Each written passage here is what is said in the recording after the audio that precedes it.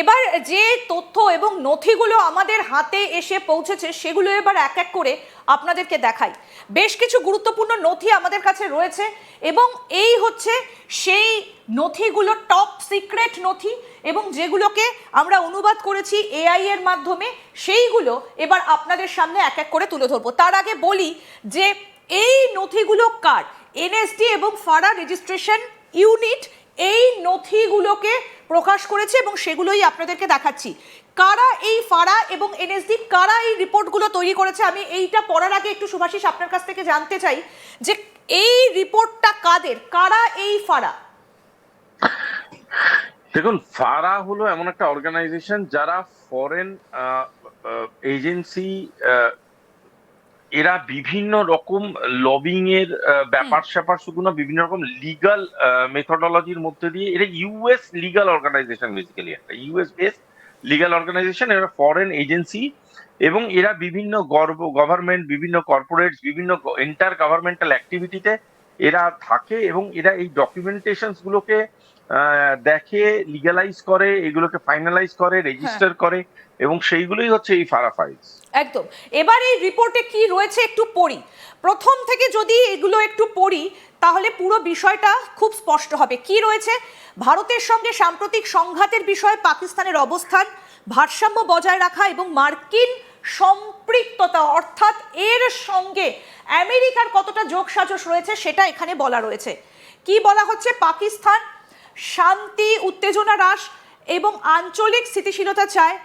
আমরা উদ্বিগ্ন যে প্রধানমন্ত্রী মোদি বলেছেন যে ভারত কেবল তার সামরিক পদক্ষেপ বিরতি দিয়েছে এবং পাকিস্তানের ওপর আক্রমণ আবার শুরু হতে পারে। এবং তারপরে যে বিষয়টা রয়েছে, কি বলা হয়েছে? পাকিস্তানের ওপর ভারতীয় আক্রমণের নতুন স্বাভাবিকতা সম্পর্কে প্রধানমন্ত্রী মোদির ভাষণ একটা অত্যন্ত বিপজ্জনক এবং অগ্রহণযোগ্য ধারণা, বিশেষ করে পারমাণবিক শক্তিধর দেশগুলোর মধ্যে। যেটা শুরুতে শুভাশিস যেটা দিয়ে শুরু করলাম, যে প্রধানমন্ত্রী নরেন্দ্র মোদী বলেছিলেন যে অপারেশন সিন্দুর শেষ হয়ে যায়নি, সেটা স্থগিত করা হয়েছে। এই রিপোর্টে কিন্তু সেটাই উঠে এসেছে। তারপর কি বলা হয়েছে?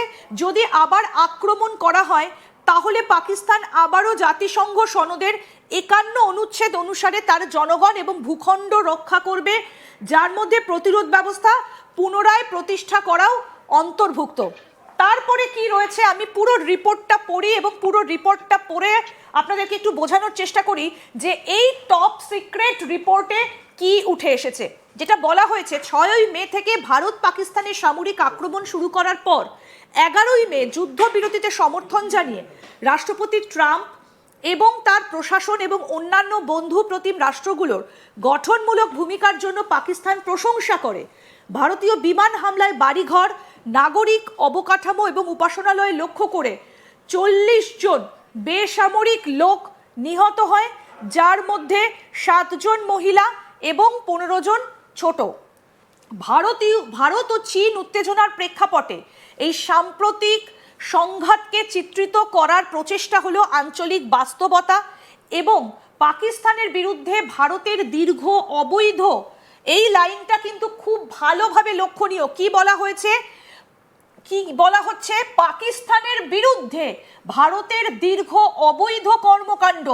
ভালো করে এই লাইনটা একটু দেখবেন যে রিপোর্টে বলা হচ্ছে পাকিস্তানের বিরুদ্ধে ভারতের দীর্ঘ অবৈধ কর্মকাণ্ড এবং আগ্রাসনের রেকর্ড উপেক্ষা করে মার্কিন চীন কৌশলগত প্রতিযোগিতাকে আকর্ষণ করার একটা ইচ্ছাকৃত প্রতারণামূলক প্রচেষ্টা। তারপরে দেখুন, সর্বাত্মক যুদ্ধ এড়াতে তার অনন্য ক্ষমতা প্রদর্শন করার পর মার্কিন যুক্তরাষ্ট্রের উচিত ভারত ও পাকিস্তানকে যাচাইযোগ্য চুক্তিতে পৌঁছতে সহায়তা করার জন্য নিযুক্ত থাকা। পাকিস্তান মার্কিন মধ্যস্থতায় ভূমিকাকে স্বাগত জানাবে। এই পর্যন্ত আমি রিপোর্টটা পড়লাম এবং তারপরে যেটা বলা হচ্ছে, 22 এপ্রিল পেহেলগামে হামলার একটা স্বাধীন নিরপেক্ষ তদন্তের আহ্বান জানিয়েছে পাকিস্তান। এতে মার্কিন সহায়তাকে স্বাগত জানানো হবে। এই ঘটনার সঙ্গে পাকিস্তানের কোনো যোগসূত্র ছিল না এবং কোনো লাভ হয়নি। তারপরে কি বলা হয়েছে এই রিপোর্টটাতে? পাকিস্তান ভারতের সাথে সন্ত্রাসবাদ দমন, সিন্ধু জল চুক্তি এবং দুই দেশকে বিভক্তকারী সকল বিষয় নিয়ে আলোচনা চায়। শক্তিশালী আঞ্চলিক সন্ত্রাসবাদ দমন সহযোগিতার মধ্যে মার্কিন যুক্তরাষ্ট্রকে অন্তর্ভুক্ত করা উচিত। তারপরে কি বলা হয়েছে, অতীতে আলোচনা কতটা ফলপ্রসূ হয়নি তা বিবেচনা করে পাকিস্তান বিশ্বাস করে যে তৃতীয় পক্ষের সহায়তাকারী উভয় দেশকে যাচাইযোগ্য চুক্তিতে আসতে সাহায্য করতে পারে। এই আলোচনার বিষয়গুলোর মধ্যে পাকিস্তানের সন্ত্রাসবাদকে সমর্থন করার ক্ষেত্রে ভারতের ভূমিকা থাকা উচিত। ভারত বালোচ লিবারেশন আর্মি বা বিএলএ কে সহায়তা করে, যারা 2025 সালের মার্চ মাসে একটা ট্রেন থেকে 182 জনকে জিম্মি করে এবং 2025 সালের মে মাসের প্রথমার্ধে পাকিস্তান 71টি হামলার দায় স্বীকার করে, যার ফলে মোট 130 জনেরও বেশি পাকিস্তানি নিহত হয়। পাকিস্তানের সন্ত্রাসবাদের প্রতি ভারতের সমর্থনের সাথে সামঞ্জস্য রেখে তৃতীয় দেশে ভারতের হত্যার রেকর্ড মার্কিন যুক্তরাষ্ট্র এবং কানাডার সরকার দ্বারা প্রতিষ্ঠিত হয়েছিল। এই সরকারগুলো পৃথকভাবে 2024 এবং 2023 সালে যথাক্রমে তাদের ভূখণ্ডে হত্যার ষড়যন্ত্র এবং হত্যাকাণ্ড পরিচালনার জন্য ভারত সরকারের সাথে সম্পর্কিত ব্যক্তিদের অভিযুক্ত করেছিল। এবং এই জায়গাতে আরও একটা উল্লেখযোগ্য বিষয়, এবার যে জায়গাটাতে আসবো সেটা হচ্ছে জম্মু ও কাশ্মীর বিরোধের সমাধানের লক্ষ্যে প্রচেষ্টাকে রাষ্ট্রপতি ট্রাম্পের ব্যক্ত ইচ্ছার প্রশংসা করে পাকিস্তান একটা দীর্ঘস্থায়ী সমস্যা, যা দক্ষিণ এশিয়া এবং বাইরেও শান্তি ও নিরাপত্তার জন্য গুরুতর প্রভাব ফেলে। পাকিস্তান পুনরায় নিশ্চিত করে যে জম্মু কাশ্মীর বিরোধের যে কোনো ন্যায়সঙ্গত এবং স্থায়ী নিষ্পত্তি অবশ্যই জাতিসংঘের নিরাপত্তা পরিষদের প্রাসঙ্গিক প্রস্তাব অনুসারে হতে হবে এবং কাশ্মীরি জনগণের মৌলিক অধিকারের বাস্তবায়ন নিশ্চিত করতে হবে, যার মধ্যে তাদের আত্মনিয়ন্ত্রণের অবিচ্ছেদ্য অধিকারও রয়েছে।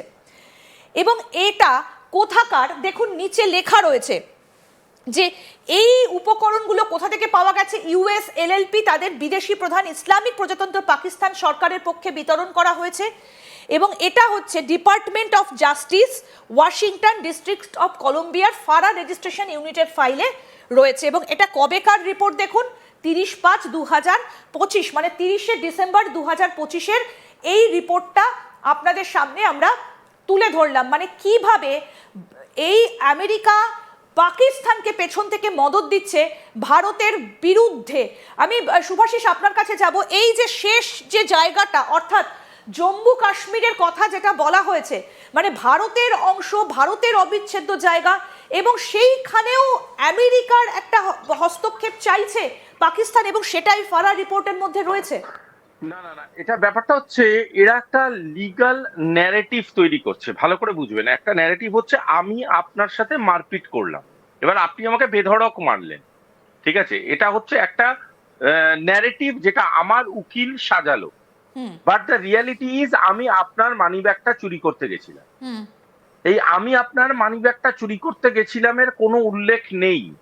রাদার বলার চেষ্টা করা হচ্ছে যে আমার কোনো যুক্তই নই আমি আপনার মানি ব্যাগে টাচ করার ব্যাপারে। তো এই যে ন্যারেটিভ